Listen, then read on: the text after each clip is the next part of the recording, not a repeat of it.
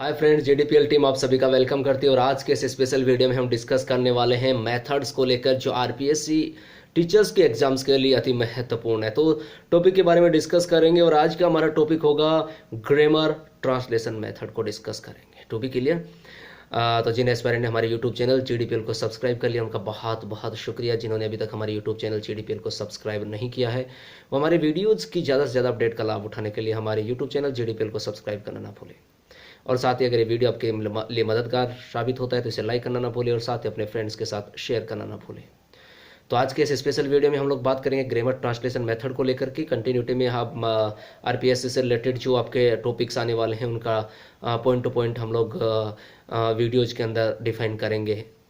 To be clear guys, so that I hope अगर किसी तरह का आपका कोई कन्फ्यूज हो तो आप फीडबैक के माध्यम से अपना सवाल कर सकते हैं। तो बढ़ते हैं आज के हमारे इस इंपॉर्टेंट टॉपिक की और ग्रामर ट्रांसलेशन मेथड को लेकर कि इससे संबंधित सवाल कैसे पूछे जाते हैं, किस तरह की बातें हैं जिनको आप ये वीडियो देखने के बाद I hope grammar translation method से रिलेटेड आप क्वेश्चन सोल्व कर पाएंगे इजी वे से। तो शुरुआत करते हैं आज के इस टॉपिक। देखिएगा, अगर हम लोग शुरुआत करें ग्रामर ट्रांसलेशन मेथड, सबसे पहले तो देखो इसका नाम ट्रांसलेशन है। इसका मतलब ये किससे जुड़ा हुआ? ट्रांसलेट से जुड़ा हुआ है। जब नाम को अगर आप समझ जाओगे तो डेफिनेटली कि टॉपिक ऑटोमेटिकली आपका क्लियर होने लगेगा। यहाँ पर ट्रांसलेशन का मतलब क्या है? अनुवाद करना। टू बी क्लियर, तो एक तरीके से क्या हो जाएगा? ट्रांसलेट होता है। टू बी क्लियर, अब अनुवाद किस में होता है इसके बारे में हम आगे डिस्कस करते हैं।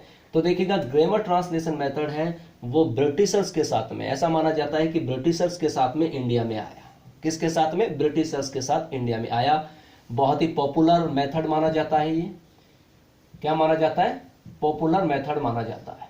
टू बी क्लियर, यानी कि इस मेथड को क्या मानते हैं? पॉपुलर मेथड मानते हैं। और अगर बात करें तो ये प्राइमरी स्टेज जो होती है, कौन सी?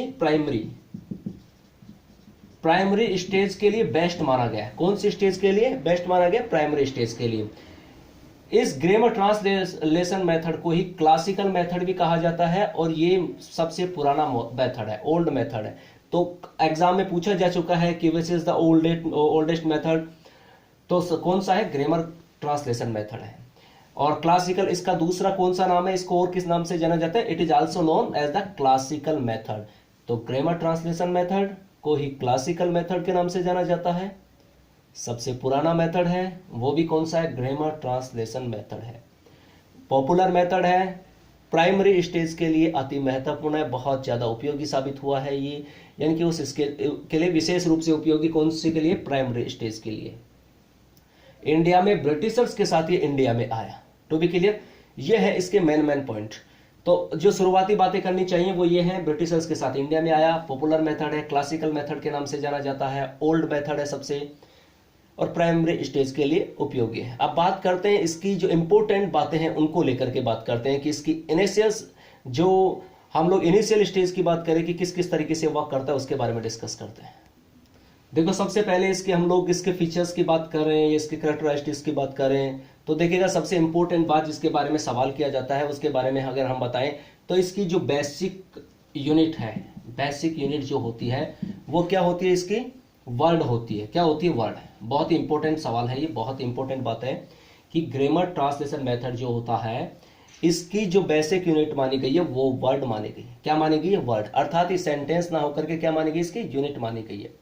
तो कहने का मतलब, जैसा ट्रांसलेट है तो हमारा कहने का मतलब है कि इस वाले जो मेथड है इसमें वर्ड टू वर्ड ट्रांसलेट किया जाता है। कैसे किया जाता है? वर्ड टू वर्ड ट्रांसलेट किया जाता है। तो यानी कि एक सेंटेंस है तो सेंटेंस पढ़ने के बाद सेंटेंस के एक एक वर्ड का ट्रांसलेट करके बताया जाता है। और जैसा कि मैंने कहा कि ट्रांसलेट का मतलब अनुवाद करना, तो ये क्या होता है? इस मेथड में मदर टंग का भी यूज होता है। यानी कि कहने का मतलब ट्रांसलेट करके बताया जाता है सो दैट स्टूडेंट्स के लिए इजी रहे। मगर यह बात करें सबसे इंपॉर्टेंट बात की तो इसकी बेसिक यूनिट वर्ड होती है। इससे संबंधित सवाल पूछा जा चुका, इंपॉर्टेंट है। पहली बात इसे याद रखना है। To be clear. दूसरे अगर हम लोग पॉइंट की बात करें तो यह सबसे ज्यादा जो स्ट्रेस देता है वो किस पर देता है? रीडिंग पर देता है। किस पर देता है? रीडिंग पर देता है। टू बी क्लियर, यानी कि सबसे ज्यादा किस पर देगा? रीडिंग पर देगा। तो ये वाला भी इंपॉर्टेंट सवाल है, सबसे ज्यादा स्ट्रेस किसके पास देता है? रीडिंग पर देता है। क्योंकि टीचर क्या करता है? वर्ड के बाद दूसरे वर्ड को क्या करके बताता है? एक सेंटेंस दूसरे सेंटेंस को मदर टंग में ट्रांसलेट करता है। किसमें करता है? मदर टंग को ट्रांसलेट करता है। और इस मेथड में ग्रामर, एक तीसरा जो इंपॉर्टेंट पॉइंट है वो है जिसके बारे में सवाल आ चुका है, और इस मेथड में जो ग्रामर है वो किस वे में पढ़ाई जाती है। तो ये वाला सवाल आ चुका है। तो ग्रामर जो होती है वो किस में होती है, डिडक्टिवली, यानी कि कौन से रूप में पढ़ाई जाती है, डिडक्टिवली रूप में पढ़ाई जाती है। टू बी क्लियर, ये बहुत इंपॉर्टेंट क्वेश्चंस बनता है यहां पर। तो देखिएगा इसमें अगर अपन लोग स्पेशल इसके फीचर्स की बात कर रहे हैं यहां इसके, तो एक तो इसकी बेसिक यूनिट वर्ड होती है, इंपॉर्टेंट सवाल बनता है। दूसरा, इसमें रीडिंग पर स्ट्रेस दिया जाता है। किस पर दिया जाता है, रीडिंग पर स्ट्रेस दिया जाता है। और ग्रामर किस तरह से पढ़ाई जाती है, डिडक्टिव रूप से। टू बी क्लियर, DEDUCTIVELY, ये इंपॉर्टेंट बात है। अब आगे एक और पॉइंट देखते हैं इसका। दूसरी बात देखिएगा, इसमें रीडिंग पर स्ट्रेस दिया जाता है और वर्ड टू वर्ड ट्रांसलेट बताया जाता है, ठीक है। और इस वजह से स्टूडेंट जो होते हैं ना, वो क्या होते हैं, इसमें पैसिव लर्नर माने जाते हैं। कैसे माने जाते हैं, पैसिव लर्नर। ये बात भी आपको फोकस करनी है, यानी कि स्टूडेंट इसमें कैसे रहते हैं, पैसिव लर्नर के रूप में रहते हैं। To be clear. अब बात करें तो ये जो है, ये मेथड किस पर काम करता है, ये मेथड जो काम करता है वो करता है proceed from unknown to known, यानी कि नॉन टू अननोन की तरफ जाता है, नॉन टू अननोन। या हम लोग ऐसे भी कह सकते हैं सिंपल टू कॉम्प्लेक्स, यानी कि simple to complex. To be clear, यानी कि कौन सी मैक्सिम, यानी कि कौन सी कहावत का फॉलो करता है, जो हमारी मैक्सिम बनी हुई है, ये जो प्रोसीड करता है वो नॉन टू अननोन की तरफ करता है। ये भी सवाल इंपॉर्टेंट है। या फिर हम लोग कह सकते हैं कि ये कौन सी प्रक्रिया पर आधारित होता है, सिंपल टू कॉम्प्लेक्स पे होता है, राइट। तो ये कहने का मतलब इसके स्पेशल फीचर्स हैं। टू बी क्लियर, अगर बात करें तो ग्रामेटिकल जो पैटर्न होता है उसको भी मदर टंग के ग्रामेटिकल पैटर्न से कंपेयर और कॉन्ट्रास्ट करके इंग्लिश ग्रामर सिखाई जाती है। तो सबसे इंपॉर्टेंट बातों के बारे में सबसे पहले बात की इसके यूनिट को लेकर कि इसकी यूनिट जो है वर्ड होती है, इस बात का ध्यान रखेंगे। वर्ड टू वर्ड ट्रांसलेट होता है, रीडिंग पर स्ट्रेस किया जाता है, ग्रामर डिडक्टिव रूप में पढ़ाई जाती है, और स्टूडेंट पैसिव लिसनर होते हैं। ये बात इंपॉर्टेंट है। और ये जिस बात का फॉलो करता है वो कौन सी बात होती है, ये करती है नॉन टू अननोन। कौन सी, नॉन टू अननोन, अर्थात सिंपल टू कॉम्प्लेक्स। ये बहुत इंपॉर्टेंट तथ्य है।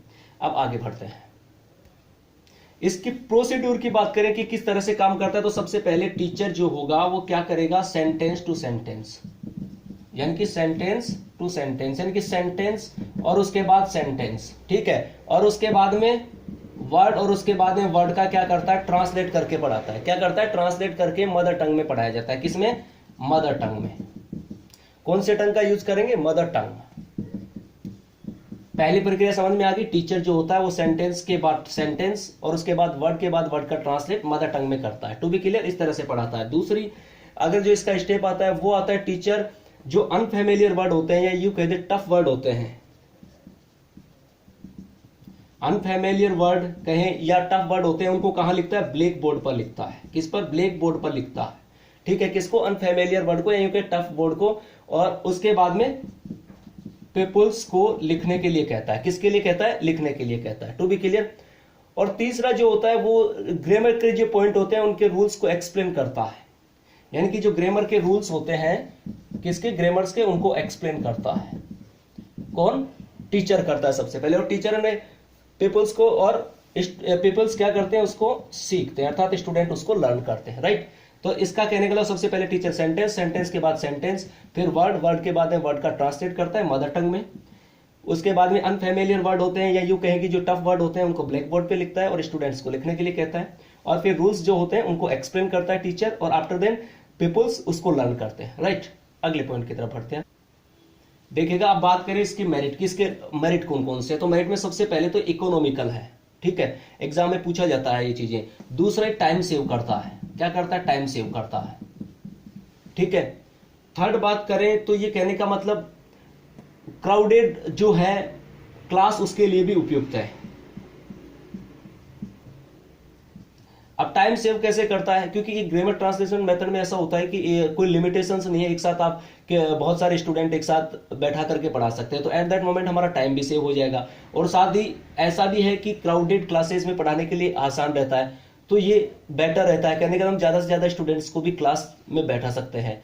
तो सबसे बढ़िया फायदा इसका क्या, एक तो इकोनॉमिकल है, क्राउडेड क्लास के लिए यूजफुल है, ये टाइम को सेव करता है। साथ ही स्टूडेंट्स को जो, जैसे मैं अभी अपन ने बताया कि जो टफ वर्ड होते हैं अनफेमिलियर वर्ड उनको टीचर लिखता है, तो इससे क्या होता है, स्टूडेंट की वोकब जो होगी वो क्या होगी, उसमें ग्रोथ होगी, अर्थात वो क्या होगी, स्ट्रॉन्ग बन जाएगी। ठीक है, यानी कि वोकअप क्या हो जाएगी, उनकी स्ट्रॉन्ग बन जाएगी। इससे वोकअप स्ट्रॉन्ग करने में फायदा मिलता है स्टूडेंट्स को। ठीक, फिर न्यू वर्ड्स जो हैं उनसे फैमिलियर होता है स्टूडेंट। ठीक है, यानी कि कहने का इकोनॉमिकल है, टाइम को सेव करता है, क्राउडेड क्लास चैम्बर के लिए उपयुक्त है, वोकअप को स्ट्रॉन्ग करता है, न्यू वर्ड्स हैं उनसे फैमिलियर करवाता है, और आर्ट ऑफ ट्रांसलेशन यानी कि आर्ट ऑफ ट्रांसलेशन डेवलप करता है।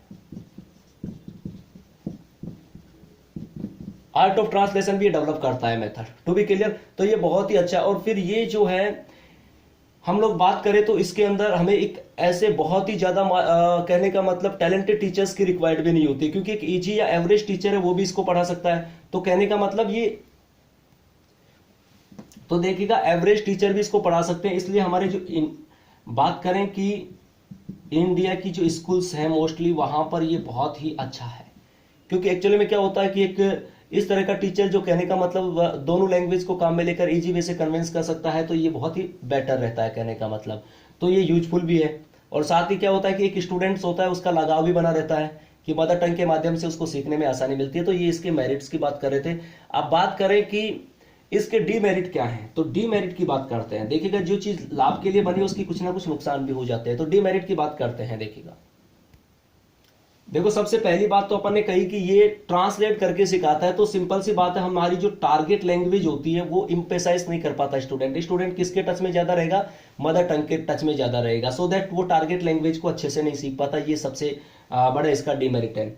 सेकंड बात करें तो हमने कहा क्राउडेड क्लासेस के लिए उपयुक्त है, किंतु क्राउडेड क्लासेस की वजह से स्टूडेंट्स पे पर्टिकुलर जो इंडिविजुअल फोकस होना चाहिए वो नहीं हो पाते, इसलिए स्टूडेंट सीख नहीं पाते। फिर हमने कहा कि रीडिंग पर स्ट्रेस देता है। किस पर देता है, रीडिंग पर। इसका मतलब स्पीकिंग पर ये स्ट्रेस नहीं देता, किस पर, स्पीकिंग पे।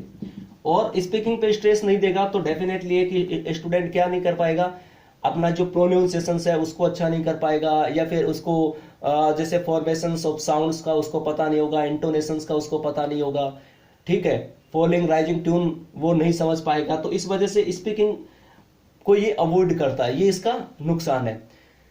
फिर क्या होता है कि कुछ वर्ड ऐसे होते हैं जिनका ट्रांसलेट करना भी बड़ा मुश्किल होता है, कि हर वर्ड का ट्रांसलेट करना बड़ा मुश्किल होता है कि हर चीज को हम लोग इस तरह से। अब देखो बात करें इसमें वोकअप आइसोलेटेड वोकअप सिखाई जाती है। मैंने कहा ना वर्ड टू वर्ड, तो कहने का मतलब वो ज्यादा वोकअप उनके लिए एक तरीके से यूजलेस हो जाती है। फिर मैंने कहा कि स्पीकिंग पे फोकस नहीं करता, उससे उसकी स्वर शैली जो है, कहां पर उसे रुकना है, क्या बोलना है, उच्चारण इत्यादि का भी वो सही तरीके से उच्चारण नहीं कर पाता, तो लैंग्वेज नहीं सीख पाता।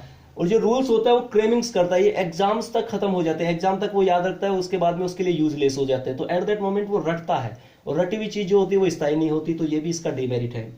फिर टीचिंग के यूनिट वर्ड है, और वर्ड जो होती है वो सिर्फ एक पार्ट है, ना कि होल है, तो इसलिए भी इसका ये डिमेरिट है। और फिर कहा कि अभी मैं इसमें बताया था कि स्टूडेंट पैसिव जो होते हैं लर्नर रहते हैं, तो वो क्या होता है कि एक तरीके से मेथड अनइंटरेस्टिंग होता है, बोरिंग करता है स्टूडेंट्स को। सो कहने का मतलब इस तरीके से इसके डीमेरिट्स हैं। तो गाइस इस तरीके से ग्रेवर ट्रांसलेशन मेथड है वो सबसे यानी कि ओल्ड मेथड है, इसको क्लासिकल मेथड के नाम से भी जाना जाता है। आज इस वीडियो में इसके कुछ प्रोसीड्यूर के बारे में, कुछ इसके एडवांटेज के बारे में, कुछ डीमेरिट्स के बारे में हम लोगों ने डिस्कस किया। कुछ और जो पॉइंट आउट हैं वो अगले वीडियो में डिस्कस करेंगे ग्रामर ट्रांसलेशन मेथड को, और फिर न्यू मेथड्स की ओर हम लोग बढ़ेंगे। अगर आपको ये वीडियो मददगार साबित होता है तो इसे लाइक करना ना भूलें, साथ ही शेयर करना ना भूलें, और सब्सक्राइब करना ना भूलें। Thank you for watching this video.